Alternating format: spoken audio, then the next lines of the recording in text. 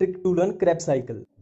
तो हम अपनी ट्रिक को 3 स्टेप में कंप्लीट करेंगे। फर्स्ट स्टेप हमारा होगा कि क्रैब साइकिल के इंटरमीडिएट्स को कैसे याद करें, और सेकंड स्टेप होगा कि जिस भी स्टेप में एनर्जी रिलीज हो रही है और किस फॉर्म में रिलीज हो रही है वो भी करेंगे। ठीक है, तो एनर्जी रिलेटेड स्टेप कैसे याद रखें, और थर्ड और लास्ट स्टेप होगा कि एंजाइम्स को कैसे याद रखें। देखो, क्रैब साइकिल बुक्स में कुछ ऐसी दिखाई देती है।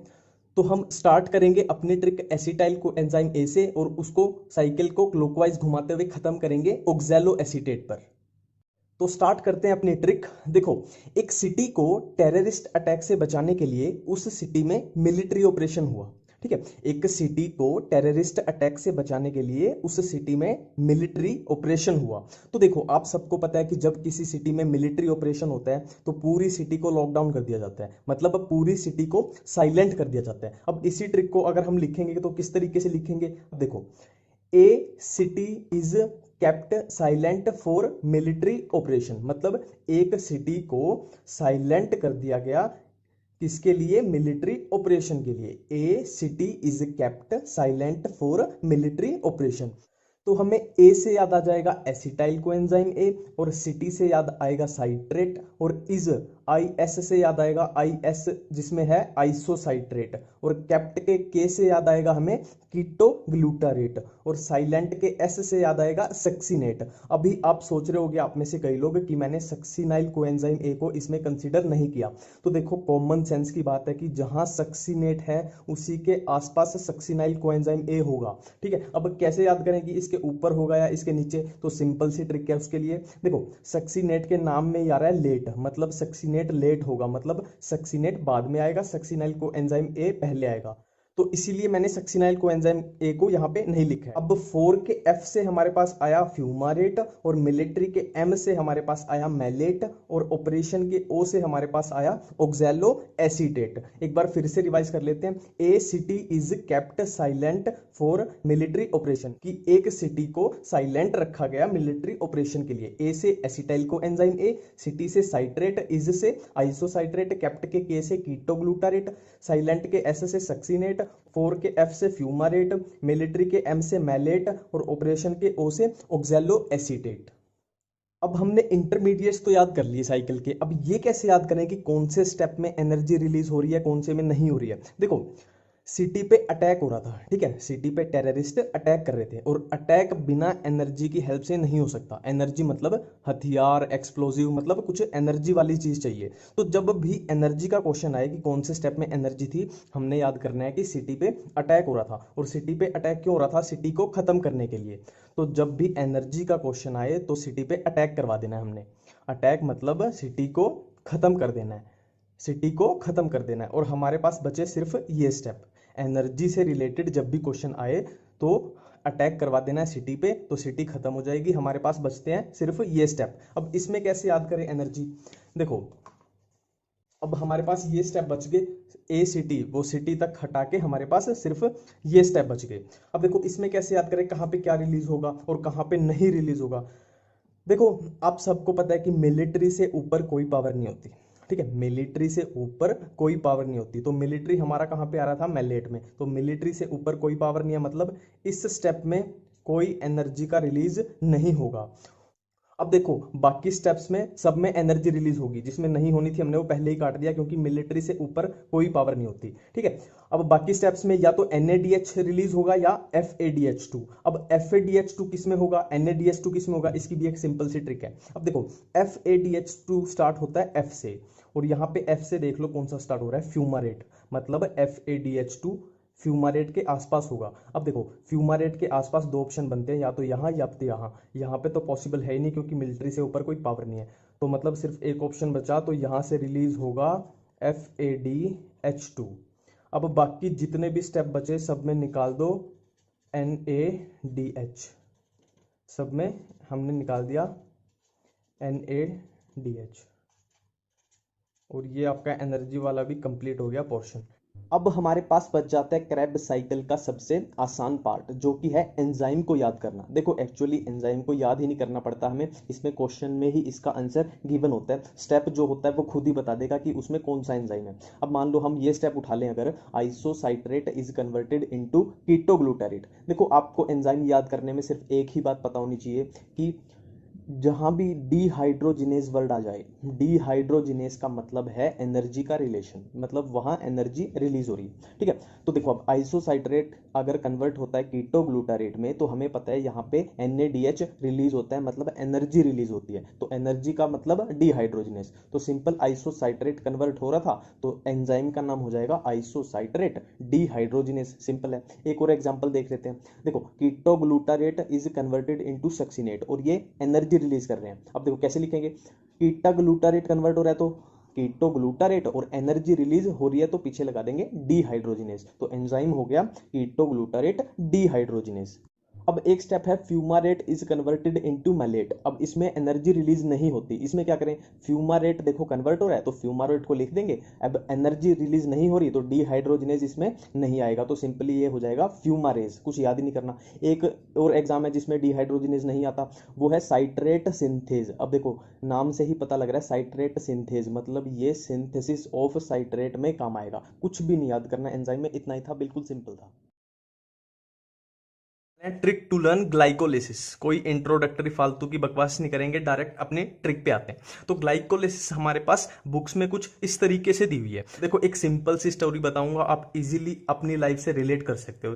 ठीक है, देखो हुआ क्या कि गॉड ने, भगवान ने, ठीक है, गॉड ने फ्रूट जूस दिया ग्रैंड पेरेंट्स को। ये किसी की भी स्टोरी लगा लो, आप अपनी लगा लो या मेरी लगा लो। ठीक है, गॉड ने फ्रूट जूस दिया मेरे ग्रैंड पेरेंट्स को। ठीक है, पर यहां एक प्रॉब्लम हो गई। अब मेरे जो पेरेंट्स थे ना, वो नहीं चाहते थे कि ग्रैंड पेरेंट्स फ्रूट जूस पिए। ठीक है, गॉड ने फ्रूट जूस दिया ग्रैंड पेरेंट्स को, पर मेरे पेरेंट्स नहीं चाहते थे कि ग्रैंड पेरेंट्स फ्रूट जूस पिए। मेरे पेरेंट्स चाहते थे कि ग्रैंड पेरेंट्स फ्रूट जूस की जगह पे पेप्सी पिए। ठीक है, तो उन्होंने क्या किया, ग्रैंड पेरेंट्स के सामने जबरदस्ती, जबरदस्ती मतलब प्रेशरली उनके सामने पेप्सी रख दी। एक बार पूरी स्टोरी दोबारा करते हैं। गॉड ने फ्रूट जूस दिया ग्रैंड पेरेंट्स को, पर पेरेंट्स ने उनके सामने जबरदस्ती पेप्सी रख दी। जबरदस्ती क्यों रखी, प्रेशरली क्यों रखी, क्योंकि पेरेंट्स नहीं चाहते थे कि ग्रैंड पेरेंट्स फ्रूट जूस पिए, जो कि किसने दिया था, भगवान ने, गॉड ने। तो अब अगर हम अपनी इसी स्टोरी को मिनिमाइज करके एक पेज पे उतार दें तो हमारे पास कुछ इस तरीके से आ जाएगी। God gives fruit juice for grandparents, but parents ने क्या किया, पेरेंट्स पुट्स पेप्सी प्रेशरली। ठीक है, पेरेंट्स पुट्स पेप्सी प्रेशरली, क्योंकि पेरेंट्स चाहते नहीं थी कि वो फ्रूट जूस पिए, तो उन्होंने पेप्सी रख दी प्रेशरली। एक बार फिर से, god gives fruit juice for grandparents, but parents puts Pepsi pressurely. अब देखो इनका पहला पहला लेटर उठाओगे तो हमारे पास इजीली हमारी ग्लाइकोलिसिस बन जाती है। गॉड के जी से ग्लूकोज, गिव्स के जी से ग्लूकोज 6 फॉस्फेट, फ्रूट जूस के एफ से फ्रक्टोस 6 फॉस्फेट, 4 के एफ से fructose 1 6 bis phosphate, grand parents के GP से ग्लिसरल्डिहाइड फॉस्फेट, बट के B से 1 3 बिस फॉस्फोग्लिसरेट, पेरेंट्स के P से 3 फॉस्फोग्लिसरेट, पुट्स के P से 2 फॉस्फोग्लिसरेट। अब है पेप्सी, PEP, पेप्सी में PEP याद रखना, PEP का मतलब है फॉस्फोइनोल पाइरुवेट, और प्रेशरली से लास्ट में पाइरुवेट। ठीक है, बिल्कुल सिंपल स्टोरी है यार। गॉड ने फ्रूट जूस दिया ग्रैंड पेरेंट्स के लिए, पर पेरेंट्स को ये बात पसंद नहीं थी, वो चाहते थे पेप्सी पिए, तो उन्होंने जबरदस्ती मतलब पेप्सी रख दी pressurely. God gives fruit juice for grandparents, but parents puts Pepsi pressurely. ठीक है, जिनको ये लग रहा है कि जो ये लेटरल स्टेप होता है DHAP वाला, ये मैंने स्किप कर दिया, तो ऐसा बिल्कुल भी नहीं है। इसकी भी एक आसान सी ट्रिक है। देखो वैसे ये इतना पूछा नहीं जाता, पर फिर भी अगर पूछ लिया जाए तो सिंपल याद रखना, जब भी हम ग्रैंड पेरेंट्स लिखते हैं तो सीधा तो लिखेंगे नहीं, उनके सामने लिखेंगे डियर ग्रैंड पेरेंट्स। ठीक है, ग्रैंड पेरेंट्स को डायरेक्ट नहीं लिखते हैं, हम लिखते हैं डियर ग्रैंड पेरेंट्स। अब डी वाला किसके सामने आ रहा है, ग्रैंड पेरेंट्स के सामने, डियर आ रहा है ग्रैंड पेरेंट्स के सामने। अब ग्रैंड पेरेंट्स हमारे पास ट्रिक में क्या था, ग्लिसरल्डिहाइड फॉस्फेट, तो DHAP साइड में आएगा किसके, मतलब उसके सामने लगा लो ग्लिसरल्डिहाइड फॉस्फेट के, तो ये इजी है बहुत। Trick to learn Calvin cycle. देखो हमारे पास NCERT में केल्विन साइकिल कुछ इस तरीके से दी हुई है, तो इसको याद करने के लिए एक ही सिंपल सी ट्रिक, एक सिंपल सी स्टोरी बताऊंगा जिससे केल्विन साइकिल खत्म। तो अपनी ट्रिक स्टार्ट करते हैं। देखो बहुत सिंपल सी स्टोरी है। एक लड़की का नाम है रूबी।